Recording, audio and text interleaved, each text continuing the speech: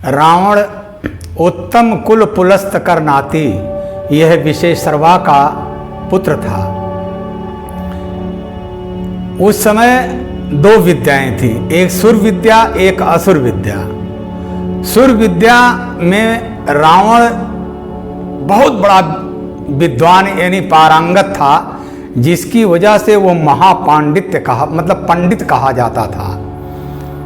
और इसके साथ ही साथ वह असुर विद्या में भी बहुत बड़ा पारंगत था, जिसकी वजह से उसको असुर भी कहा जाता था।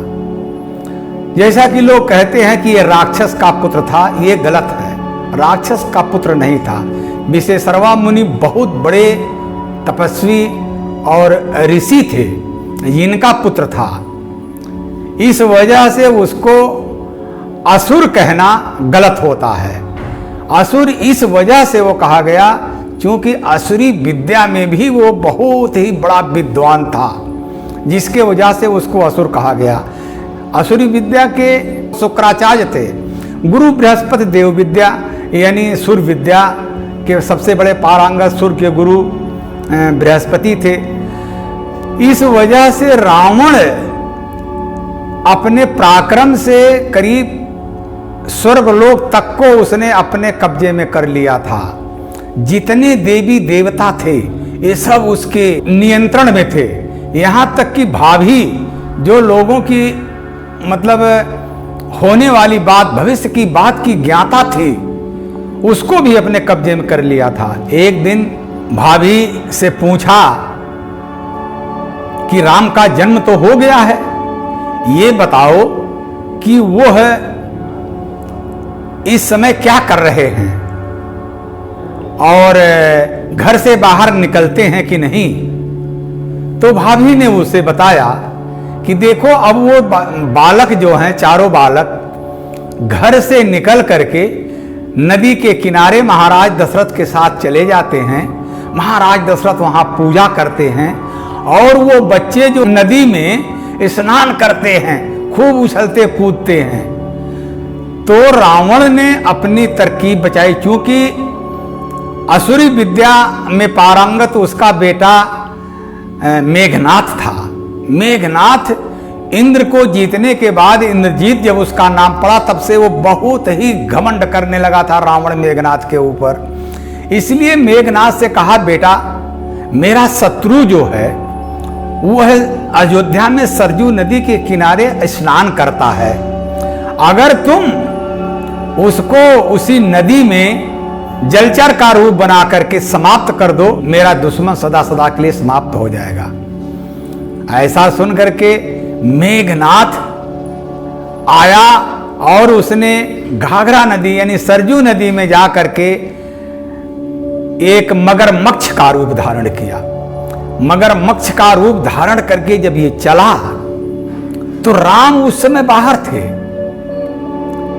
लक्ष्मण और शत्रुघ्न ये नदी में स्नान कर रहे थे। तो वो है जा करके लक्ष्मण के पैर को पकड़ लिया।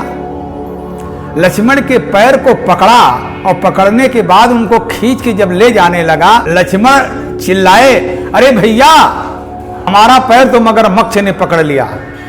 राम ने कहा कि अरे उसको निकाल ले आओ बाहर।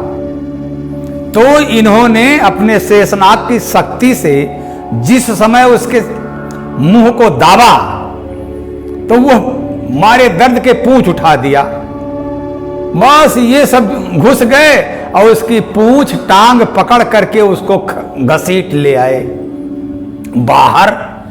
और उस समय महाराज दशरथ आंख मूंद करके और पूजा में बिल्कुल ध्यान मग्न थे। इधर चारों भाइयों ने क्या किया कि दो भाई उसके ऊपर बैठते थे और पूंछ पकड़ के कर कर कर कर कर कर कर कर खींच करके बड़ी दूर तक ले जाते थे। तब फिर वहां पर वो दोनों उतर जाते थे और जो खींचने वाले वो बैठते थे, तो फिर खींच करके फिर लाते थे। वो कंकड़ीली भूमि पर उसके पेट जो है वो छिलने लगा। जब पेट छिलने लगा तो रावण ने देखा, अरे ये तो इसी तरह से इसको मार डालेंगे।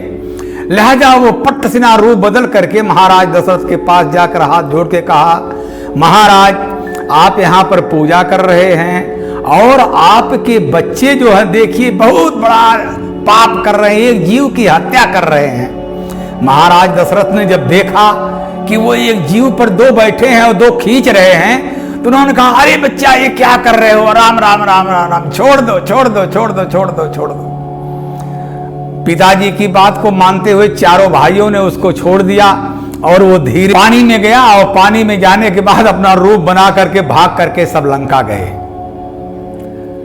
रामचरितमानस में यह प्रसंग आता है कि जब मेघनाद के द्वारा शक्ति बाण का प्रयोग किया गया